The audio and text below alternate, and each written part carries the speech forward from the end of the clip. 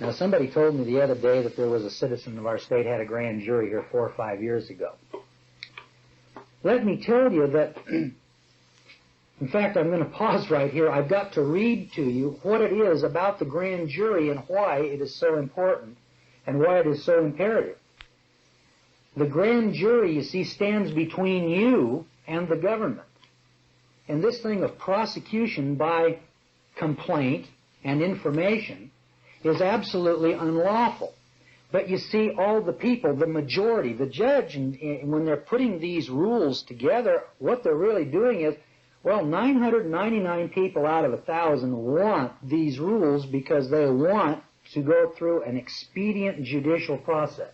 They want the law merchant. And that's right, friends. Almost everybody wants it, but they want it because they don't know of anything different, and they learned that in the public schools, that the last thing you want to do is get into court. You take that to a lawyer, and he gets it through there for you, and you pay him a fee.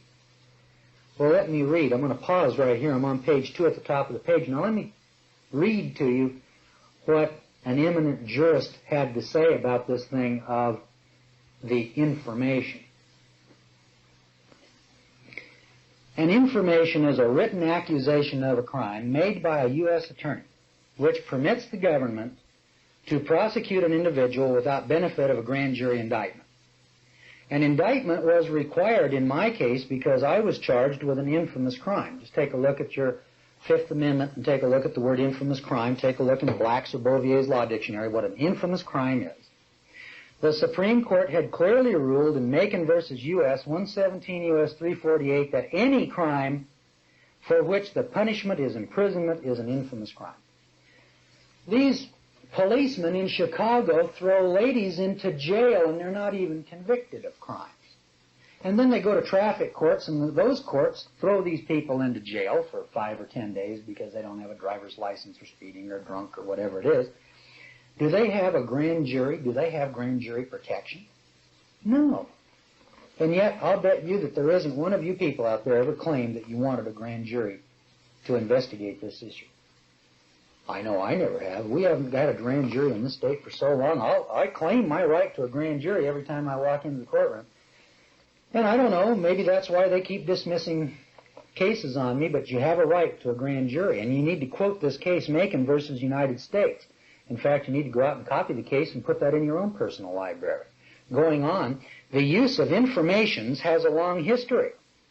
For example, in the reign of Henry VII, writes Justice Blackstone, a very oppressive use was made of them for something more than a century, so as to continually harass the subject and shamefully enrich the crown.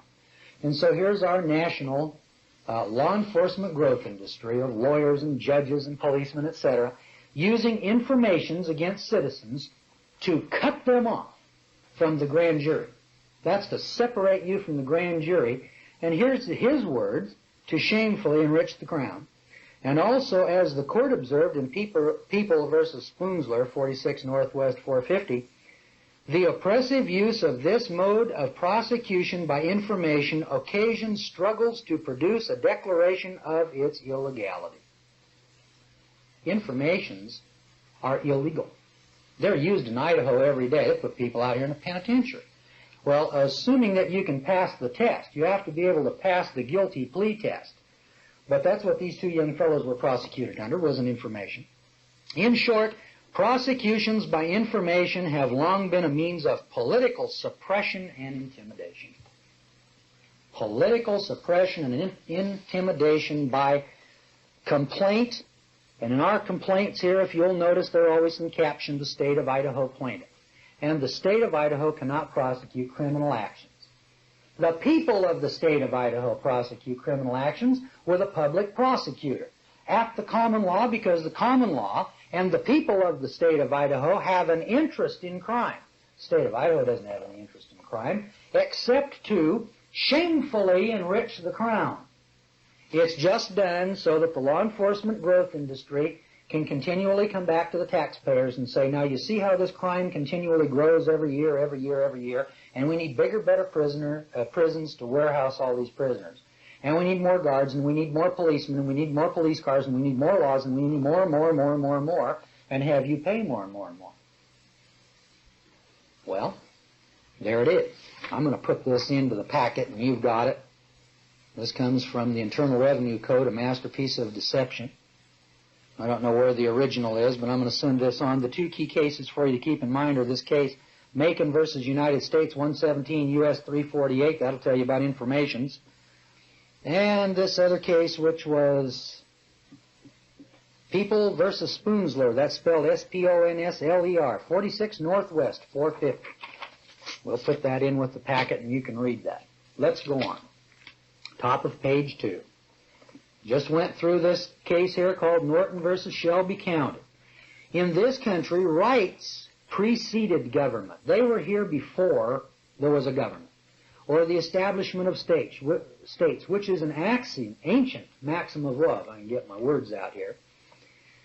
Rights are acknowledged above government, or they cease to be rights and they become privileges authorized by the government or the state. Go back to Marbury versus Madison, 1803.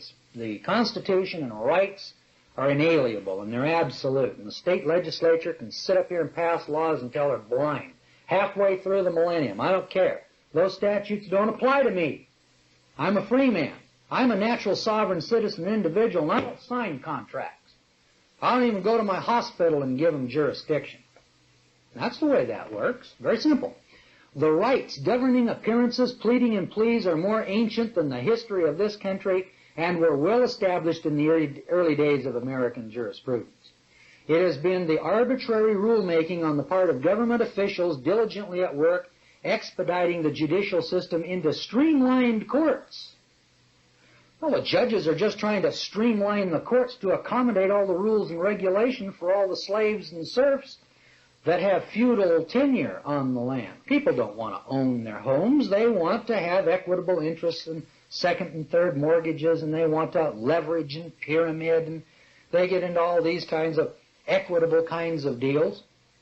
It's like spinning a web and getting entrapped in your own web, and that's where we are. We have real estate deals and syndications and all kinds of legal manipulations. The courts can't function at the common law with all that kind of mishmash of who owns what and what kind of equitable interest. That's all regulated by statute and rules and regulations, by contract, friends. And remember, there's only two issues for us to consider in jurisdiction. You're either free man at the common law that requires an action of life, liberty, or property, or you're under contract and then you come under the King's statutes. It's just one or the other. It isn't any big mystery. Got mortgages and equitable interests and limited partnerships, and we could go on and on and on with all of the law. You know those law libraries are filled, ours here in Boise, with 40,000 volumes of law. And there probably isn't more than 300 or 400 volumes of law that apply to George Gordon as a free man. That's fact. As a matter of fact, God gave us a supreme constitution called the Ten Commandments. God, in effect, has written a constitution that would rule over the entirety of the common law and every man, woman, and child on the face of the earth, if we go back to substance and gold and silver and boundary markers and give up on all this baloney of interest and trying to pyramid and get something for nothing. When you get down to it, we're all trying to get something for nothing, and we're willing to sell our souls to hell in order to get the free ride and the free lunch. We want the food stamps and the welfare. We want to be free, and we want all the privileges, but we don't want to be responsible. It's really on the bottom line where it all comes down to, or what it all comes down to. Where rights secured by the Constitution are involved, I'm in the middle of page 2, there can be no rulemaking or legislation which would abrogate them. Miranda versus Arizona, 384 U.S. 436. The Supreme Court of the United States understands the rights issues, friends. You go to Washington, D.C. and ask them about rights, and they can sit there and expound rights and money and property and common law to you. And then if you want to talk about equitable interests and et cetera, they can sit there and explain that to you. If you want to know about licenses and specific performance, they can explain that to you. It's your lower courts, those traffic courts. When you walk into those courts and they ridicule you and make fun of you and that policeman grabs you and throws you in jail, don't let that discourage you, because you know, you're casting your pearls out here before swine. That's what it really boils down to. They don't understand the law. When you get into the appellate jurisdictions, and let me tell you, I've talked to many, many judges overline.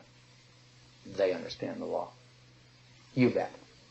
They can tell you where you're at, and they look at me and they say, Gordon, you're 1 in a million, and we don't know how to deal with it, so we'll just throw you out of the court. We don't want you in there.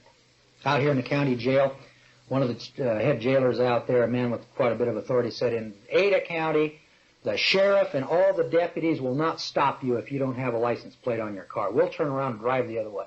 We're not even going to deal with it. We don't know how. All right, down the middle of page 2. This person hereby lays claim to the absolute inalienable right of freedom and liberty. That is, the claim of unrestricted action except so far as the claim of others necessitates restriction, and the right to free locomotion. There is a monstrous difference in restricting actions of locomotion and prohibiting and commanding actions, or the lack of, and punishing by penalty, fines, and imprisonment persons who fail to comply when the action committed by the person has not in fact caused any loss or damage of another's life, liberty, or property, as opposed to those classes of crimes where another's life, liberty, or property has been damaged or lost. Restriction of various functions on certain classes of commercial travelers and other juristic persons may be necessary. However, penal action is not. What they've done is they've passed penal clauses, called them criminal, when in real reality, or real practical fact, traffic laws are in essence civil in nature. They're not criminal. In this state, they've just decriminalized the traffic statute, Title 49, or many of the provisions of it. Now they're calling it an infraction, because the insurance companies still don't want to own up and admit that it's to protect their claims window. Well, why should they? They make profit off of you slaves out there, and of course the state government makes profits off of corporate taxes and make profit off of all the fines that are imposed. And so here is your crown, your king, your sovereign, your legislature up here making shameful profits off of these informations and complaints. It's profitable for government to have slaves. A penal action is nothing more than an action or information brought on by an agent of the king, the policeman, in which the penalty goes to the king or the government. Bouvier's Law Dictionary, page 2551, and that's 1914, friends. That was right back there with the Federal Reserve Act. Any free man who claims his rights cannot be forced to comply with penal offenses. Key there is you've got to claim your rights. Under the common law, there can be no constructive offenses. U.S. versus Latcher.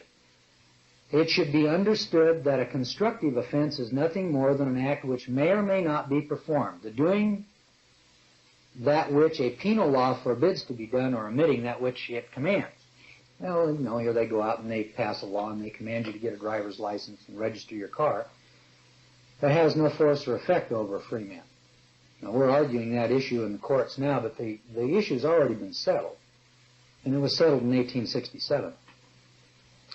Penal statutes are essentially those actions which impose a penalty or punishment arbitrarily extracted for some act or commission thereof on the part of some person. Such statutes operate to compel a performance and inflict a punishment by statute for its violation. Well, that can be done upon juristic persons. In any appearance of this free and natural citizen, it must be noted that I recognize no jurisdiction other than the common law and expressly exclude executive chancery. This denial includes the Idaho Code that are in violation of the rights of man, and in this case, a code demanding a specific performance, commanding a certain thing, can or cannot be done, which in this case is an unconstitutional statute and rules of procedure. The rules of procedure are unconstitutional as they apply to a free man because they're designed to apply to the serfs and feudal tenure on the land. That's what it really boils down to. And so the courts are simply passing rules to expedite the masses through the court or judicial system. Down at the bottom of page 3, constitutional and legal rights are protected by the law, by the Constitution. But if government does not create the idea of right or original rights, it acknowledges them. Rights existed before the Constitution and before government. It regulates them. If it were otherwise, the question would present itself, whence does government come? Whence does it derive its own right to create rights? By compact, but whence did the contracting parties derive their right to create a government? That is, to make rights. We would be consistently led to adopt the idea of a government by jus divinium, that is a government deriving its authority to introduce and establish rights bestowed on it in particular from a source wholly separate from human society and the ethical character of man in the same manner in which we acknowledge revelation to come from a source that isn't human. Bovier's Law Dictionary. See these definitions that keep coming back to us? These are definitions of the common law. The powers of our government are supposed to be severely limited, and this has been best presented by the Chief Justice of the Supreme Court in 1803. Now here's some quotations from Marbury versus Madison. Now the Marbury case, I believe, is in these 6 books, or 5 books, whatever you have there, which are called Supreme Court decisions. And it's Marbury versus Madison, 1 Cranch, 137. Boy, if that isn't a foundation case of Supreme Court law, I don't know what is. In the United States, all 3 branches of government, state or national, are granted limited powers. Now remember that. Now you've been told that all your life, but these government agencies here aren't just subjecting themselves or limiting themselves to limited power. Because we, the citizens, have given up our sovereignty and our power and become serfs and slaves, somebody had to fill the power vacuum. And the power vacuum then is filled by the courts and the legislature who, under pressure from all of these groups coming to them and claiming that they want more and more advantages and privileges, what we want is more and more circuses and more bread. I guess that's what it really boils down to. And so in this desire to get more circuses and more bread, we go to the legislature and subject ourselves to greater and greater deprivation of rights. You know, all wealth comes out of the ground when you stop and think about it for a moment, and it has to be acted upon. You know, the tree grows out of the ground, and somebody had to plant the tree, somebody has to cut it down, somebody has to act upon it to create the lumber to build the house. And the welfare recipient just walks in with the key in his hand and turns the key and walks in and lives in the house, doesn't he? He doesn't produce anything. Well, these powers are granted by the people. The people are, in fact, individuals, including the accused, and the people are principals and authorize agency to the 3 branches of government. The concept of limited powers of government establishes the fact that the agent is not granted sufficient power in any case to invert the relationship, so as to make the individual an agent of the state, which is his principle. Well, what's happened here? We're the sovereigns, and we've granted agency to our government. Now our government has converted their agency into sovereignty over us and made us the agents. Now we're agents of the government. We just come in and go out and do what we're told. Okay, now what you need to do in your county is to reestablish that agency, or that sovereignty, I should say. You're already an agent of the government. You want to reestablish the sovereignty that you originally possessed, and you've got to disclaim the agency. Well, this brief goes on and on here. I don't know if it's verbose or not. I think Bob wrote this, or Neelis. It's got a number of authorities in here from 16 American Jurisprudence on page 7, and Norton versus Shelby County, here again, page 442.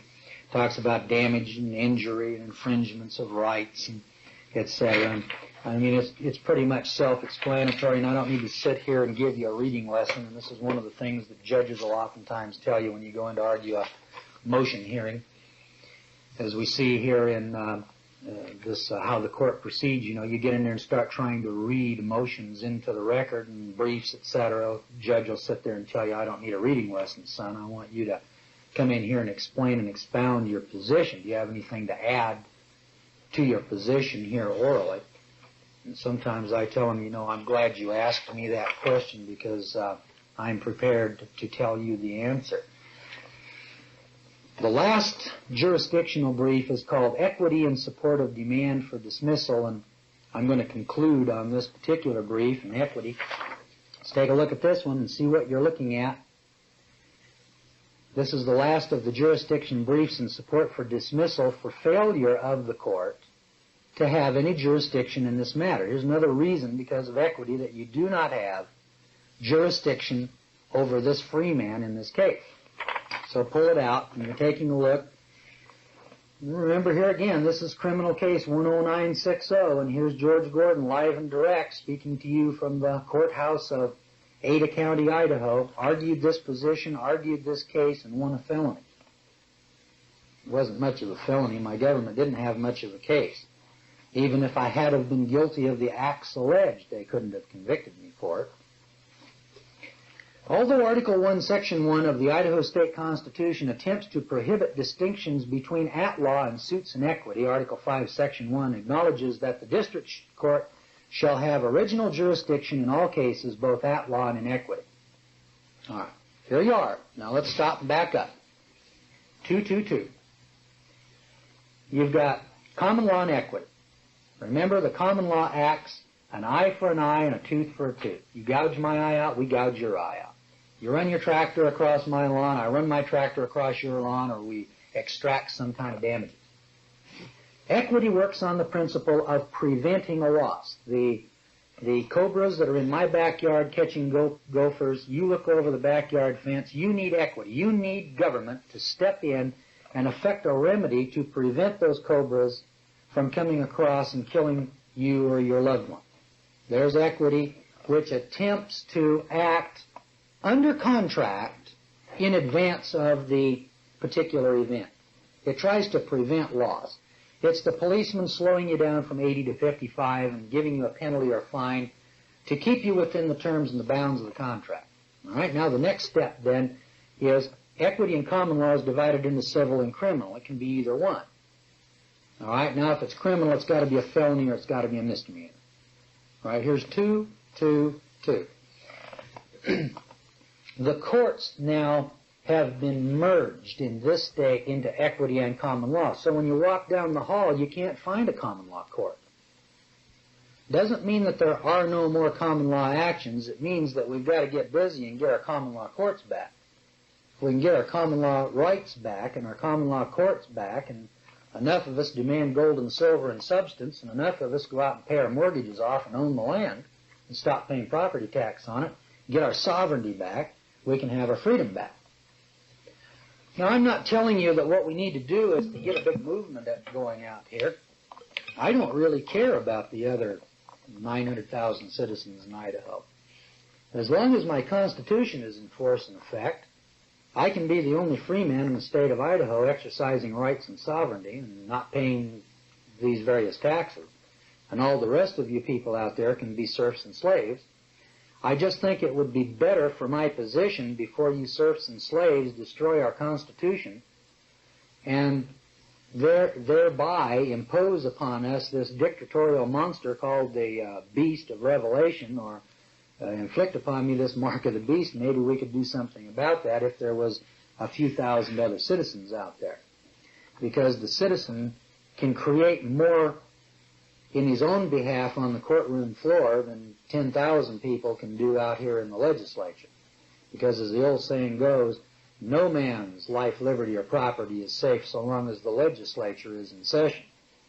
And that's a truism, that's an axiom of a fact of law. All right, so here's this merger of equity and law. Now, equity's not bad of and by itself, but when you're compelled into equity against your will and over your objection, you've got some real problems. And you're assumed to be in equity because everybody's in equity. And that's what our problem is. You know, a free man's got to go into that courtroom and scream and yell and throw a temper tantrum on the floor, figuratively speaking, to get the court to recognize, wait a minute, you got the wrong guy in the wrong court. Now let's turn this thing around. I'm a common law citizen. And the judge sits there and says, gosh, I heard something about that way back in my freshman year of college. What does a free man do? I don't understand your position, Mr. Gordon. Then you've got to come at him and you've got to explain your position and prove that you're not one of the sheeple. I'd like to get 10,000 other citizens in the state of Idaho to go through the courts here once in a while, so that when you walk into a court and you say, I'd like my rights at common law, and the judge will say, oh, you're a free man. I understand your position, Mr. Gordon. Sit down over there. Let's put our neutral hat on. The judge puts his neutral hat on, puts a little sign and a badge up there, says Court of Common Law or Court at Law. Okay, now, Mr. Gordon, we can proceed. I understand your position. I understand who you are. and we'll get a prosecuting attorney in there who's an executive officer, and then we'll proceed under our Constitution.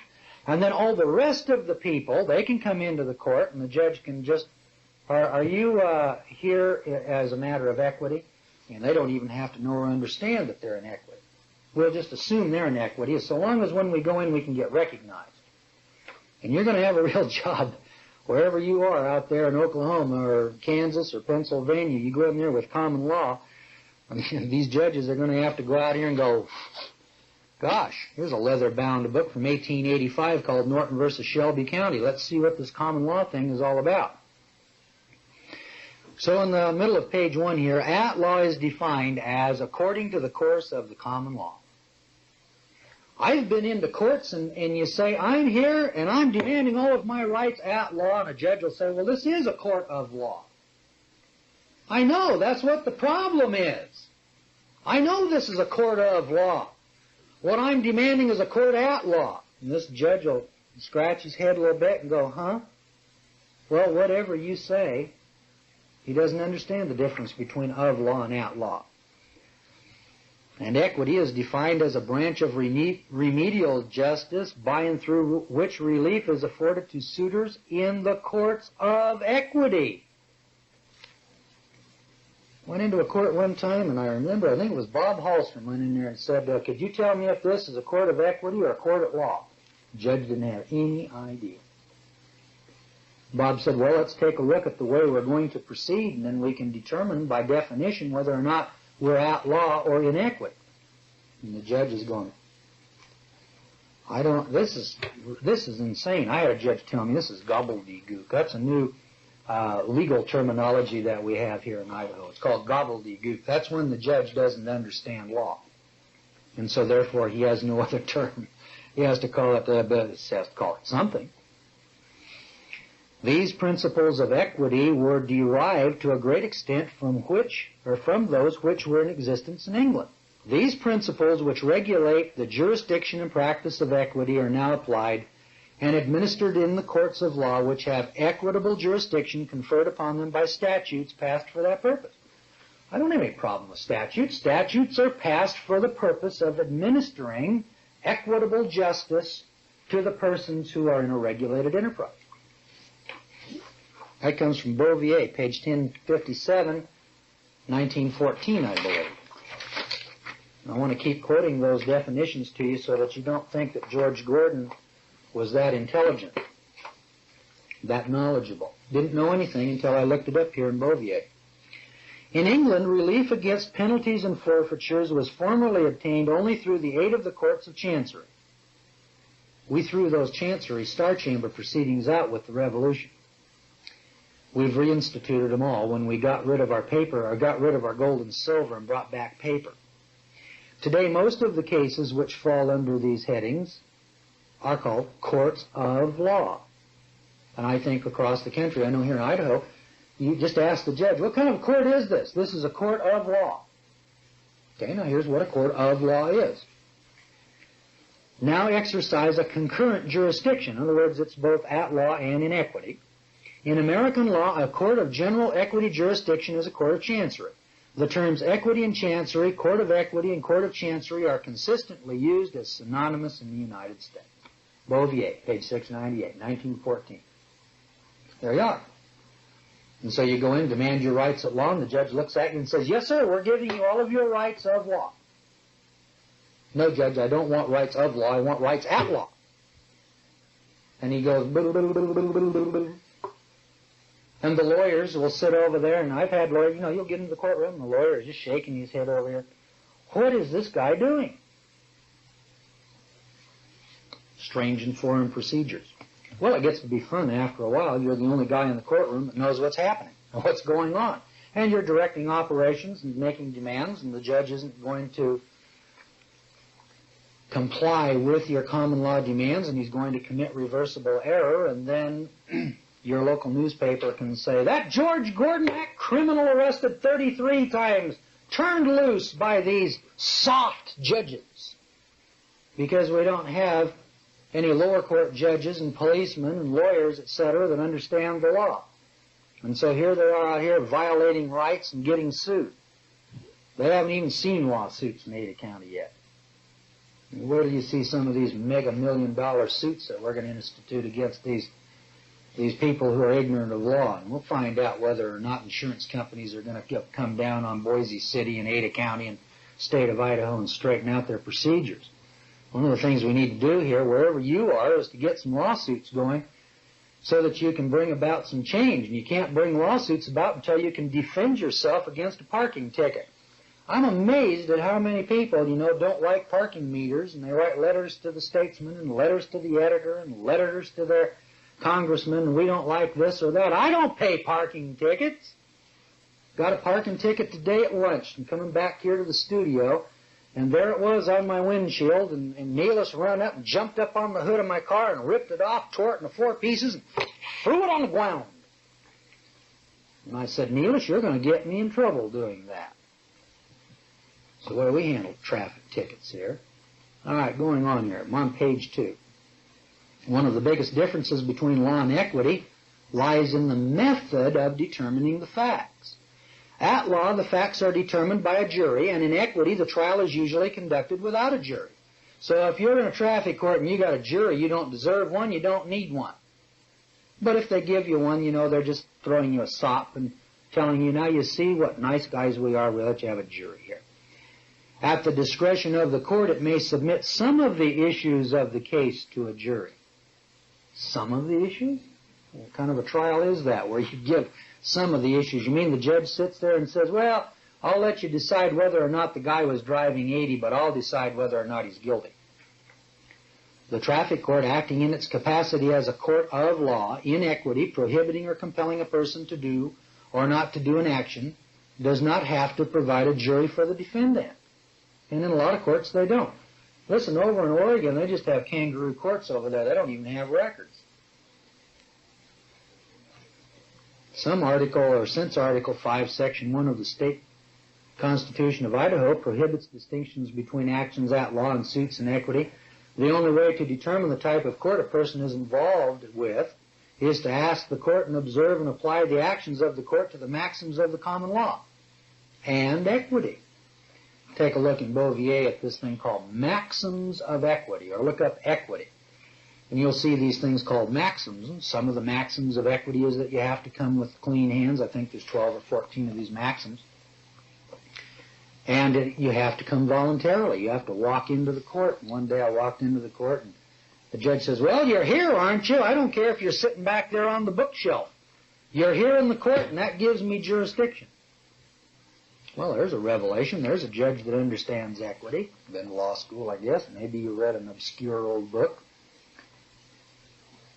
Well, let's see here. Down toward the middle of the page where it says, in some states, the entire jurisdiction of equity has by statute been conferred upon the courts of law, who exercise it as a separate and distinct branch of their authority upon the principles and according to the modes and the forms previously adopted in chancery. Here's your old King's Star Chamber Chancery proceeding. Old King George is right back here live and direct in Chicago. And they just go out here and grab ladies and haul them in and strip search them and bring them into court and try them like so many sheeple going down the chute. In equity, the defense is made by plea guilty or not guilty. What about the other pleas? Yeah, that's right. In equity, there's 2 pleas. You're either guilty or not guilty. There are no rights involved, and a discovery may be obtained from the plaintiff and the defendant. At the present time, district courts of chancery now exist in only 6 states. In the greater number of states, chancery powers are exercised by judges of common law courts, according to the ordinary practice in chancery. In the remaining states, the distinctions at law and suits in equity have been abolished. But certain equitable remedies are still administered under the statutory form of the civil action. Well, friends, there aren't very many common law citizens left. We're a vanishing breed. There's a few of us that are making a comeback. We are nearly extinct, friends. There's, talk about an endangered species. I think we ought to go to Congress and have the common law man put on the endangered species list to protect the few of us that are left from extinction. Equity courts, on page 3 now, I'm at the top of the page. Equity courts make distinctions by decrees to parties which command or refrain persons from doing a certain thing. Well, aren't they doing that with your traffic laws? Do you see how your courts work?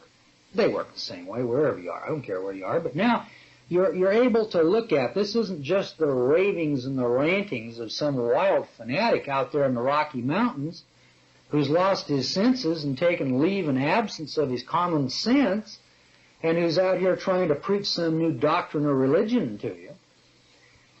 This is law that was lost sometime after 1900, and between 1900 and 1980. There's 6 states left that have some distinction between common law and equity, and all the rest of them have merged to 2, and there isn't a judge in 1,000 in a traffic court that would recognize what you're even talking about. You've got to get out into the appellate jurisdictions, and then you better have some authority behind your argument in order to get your rights back, in order to exercise your sovereignty. It's not that it's impossible. In fact, we that are doing it are just having a ball. This is like, a breath of freedom. It's like taking a man that's been locked up, for 40 years, and all of a sudden you turn him loose and he goes crazy. Doesn't know how to behave himself.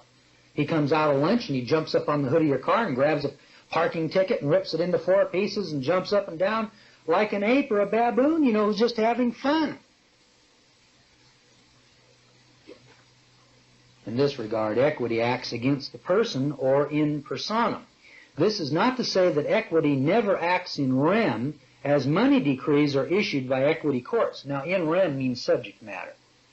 In other words, it's against the subject. It's against something. It's against tangible objects. In personam means you're in court in person, and it acts upon you in personam, and when it acts against you in rem, it's acting against some subject matter.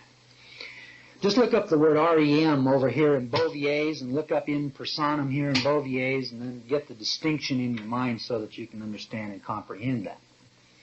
In most cases where there is a case which could go before a court at law and one part which could go before a court, an equity court, the case will go into the equity court. If the equity part is found invalid, and the equity court will usually retain jurisdiction and has the power to resolve the at-law part of the case.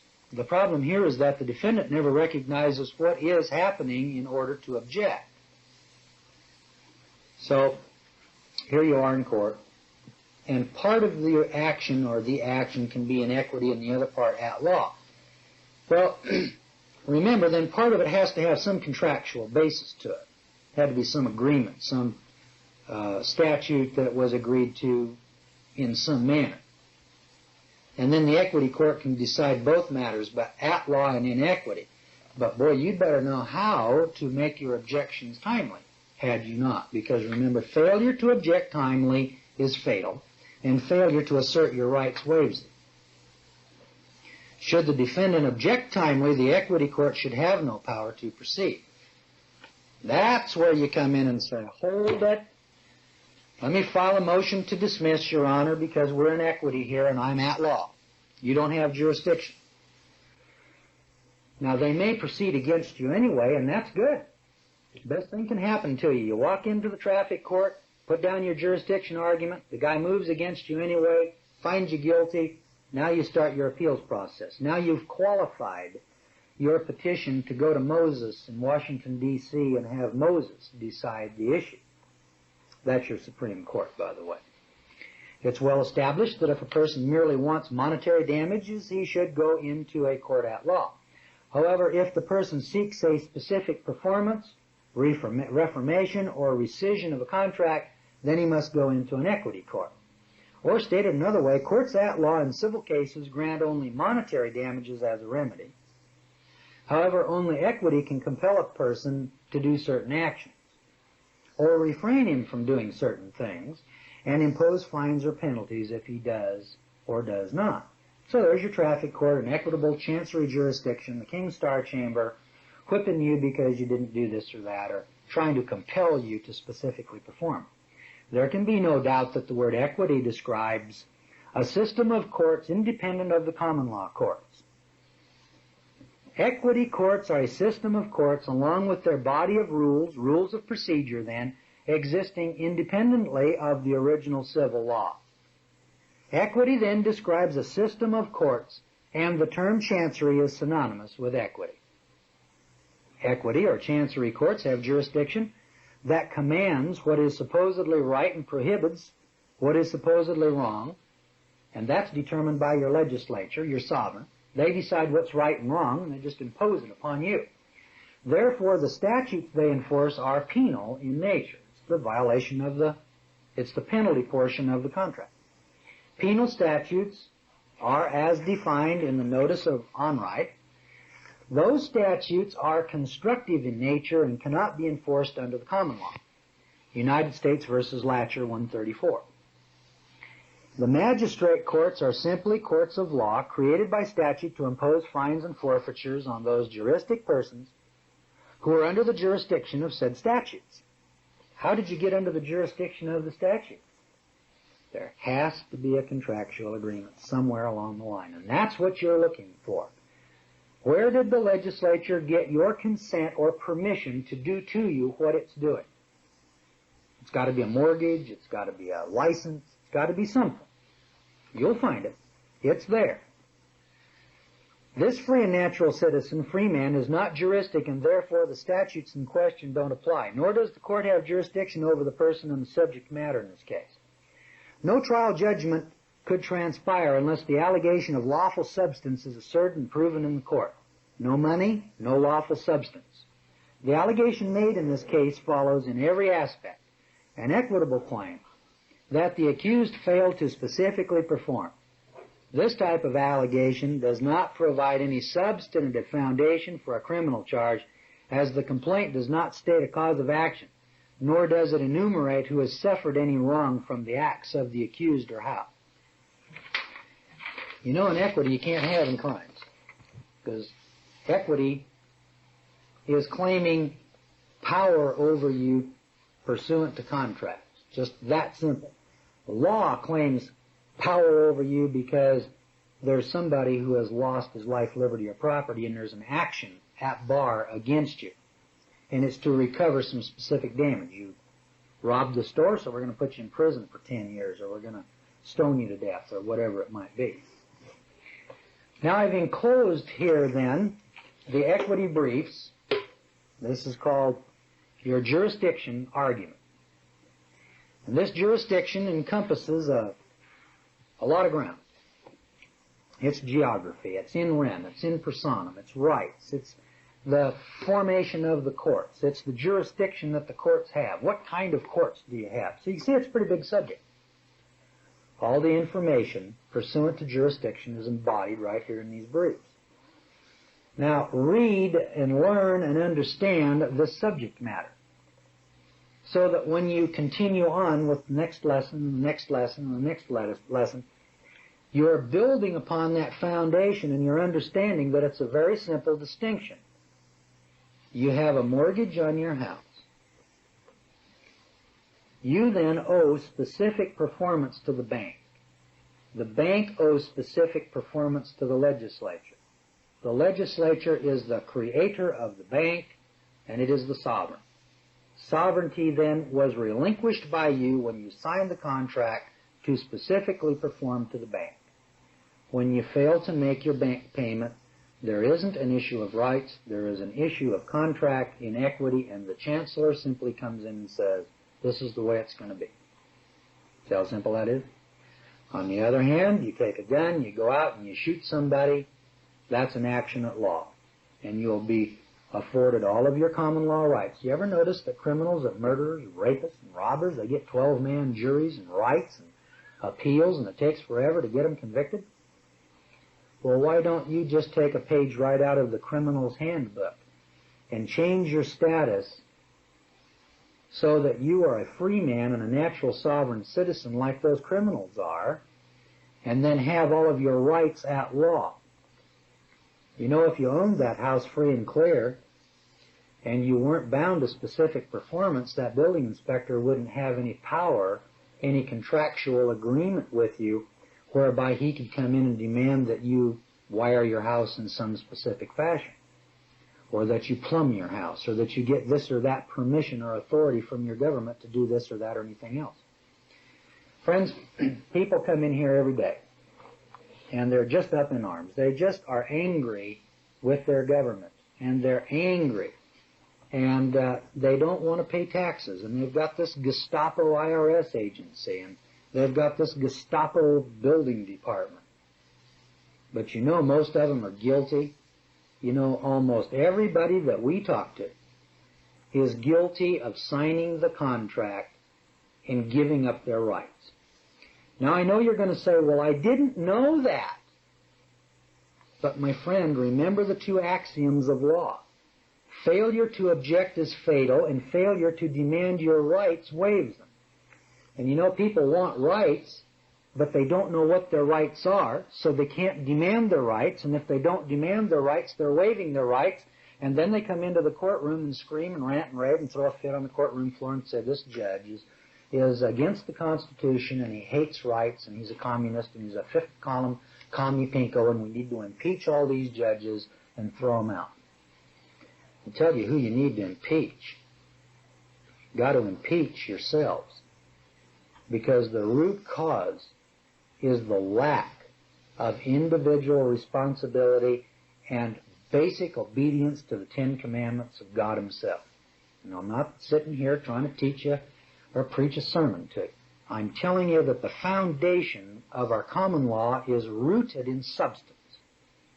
And that substance came to us from gold and silver and allodial land titles at the Jordan River. And it's rooted in that foundation called the Ten Commandments. And this Western societies that we talk about, this Judeo-Christian ethic, etc., it came to us over thousands of years, and the common law is simply a culmination of the custom and the case law and the basic tenets of the common law, which are rooted and founded upon the Ten Commandments. And that man who is the father of our Constitution, James Madison, in the Federalist Papers, alluded to that and laid the blame on the Ten Commandments and said, we're assuming that all citizens obey the Ten Commandments, which is the premise of the common law maxim that you're innocent until proven guilty.